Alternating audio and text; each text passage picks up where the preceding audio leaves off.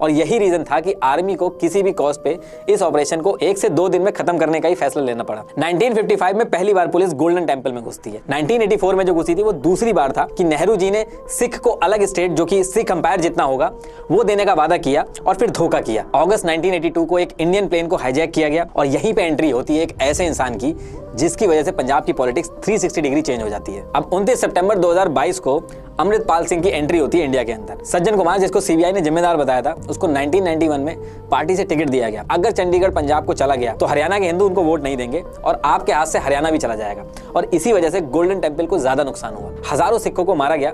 दिल्ली में 100 से भी ज्यादा गुरुद्वारे जला दिए गए। एक रिपोर्ट बनाई जिसका नाम रखा आनंदपुर साहिब रेजोल्यूशन।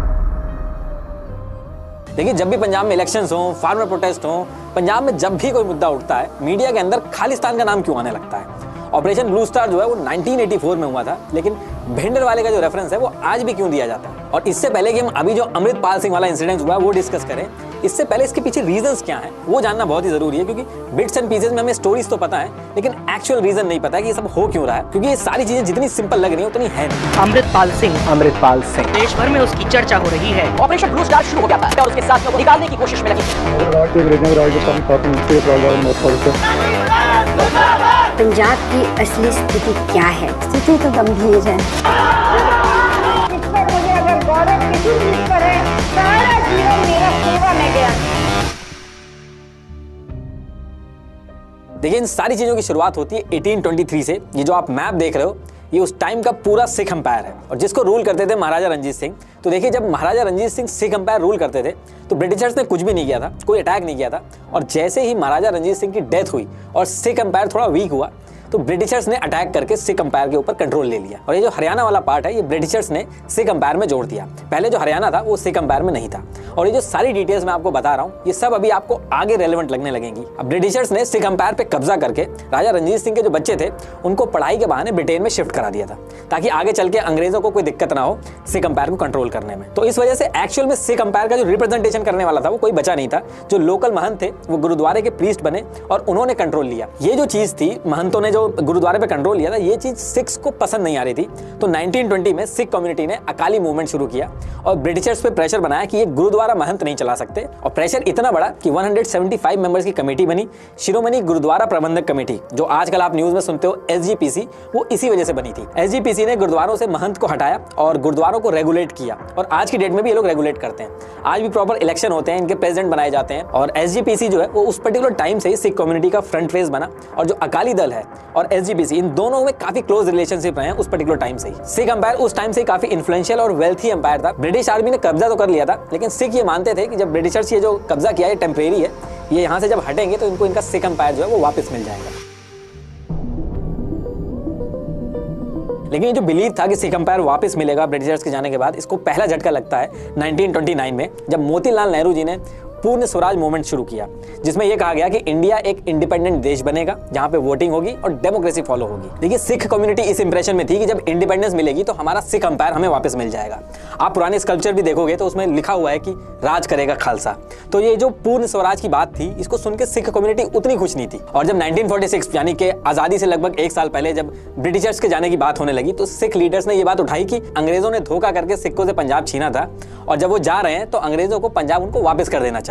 लेकिन चीजें इतनी आसान नहीं थी। अंग्रेजों ने कहा कि पहले क्या था वो मैटर नहीं करेगा, अब सबसे इंपॉर्टेंट फैक्टर ये होगा कि नंबर्स क्या है, यानी कि पॉपुलेशन में किसका कितना हिस्सा है। 1941 में पंजाब के अंदर एक सेंसस हुआ था जिसमें मुस्लिम कम्युनिटी 53% थी, हिंदू 30% थे और सिख सिर्फ 15% के आसपास थे। और सिख कम्युनिटी को अगर देखा जाए तो इंडिया की पॉपुलेशन का वो सिर्फ 1% हिस्सा था। तो यहाँ पे भी सिख डिसएडवांटेज पे थे। और इन सारी चीजों की वजह से जो सिख कम्युनिटी थी वो बहुत ही मुश्किल सिचुएशन में फंस गई थी, क्योंकि उनको पता था कि नंबर्स की बात आएगी तो सिख हिंदू और मुस्लिम पॉपुलेशन से कम है। और आगे चल के सिख कम्युनिटी ने सिचुएशन के हिसाब से यूनाइटेड इंडिया का सपोर्ट किया और उन्होंने कहा कि हमें कोई भी दिक्कत नहीं है यूनाइटेड इंडिया के साथ मिलकर रहने में। और यहाँ पे वो इस इंप्रेशन में थे कि उनको एक अलग स्टेट मिलेगा। अब यहाँ पे होता यह है कि मुस्लिम्स नंबर्स में ज्यादा थे, तो अंग्रेजों को जाने का जब टाइम आ रहा था तो मुस्लिम्स ने पार्टीशन की बात कर दी। और पार्टीशन की बात से सिख कम्युनिटी बिल्कुल खुश नहीं थी, क्योंकि उनको पता था कि पंजाब के अंदर भी मुस्लिम नंबर्स में ज्यादा हैं, तो अगर पार्टीशन होगा तो पंजाब का भी पार्टीशन होगा। इसलिए सिख कम्युनिटी ने कहा कि हमें यूनाइटेड इंडिया से कोई दिक्कत नहीं है, लेकिन अगर इंडिया का का पार्टीशन हुआ तो हमें भी सिक्किस्तान चाहिए, क्योंकि इस तरह से तो मुस्लिम्स को पाकिस्तान मिल जाएगा, हिंदूज को हिंदुस्तान मिल जाएगा, लेकिन हमें क्या मिलेगा। इसी वजह से शिरोमणि अकाली दल ने उसी पर्टिकुलर टाइम पे एक रेजोल्यूशन पास किया जिसमें उन्होंने सिक्किस्तान की मांग की।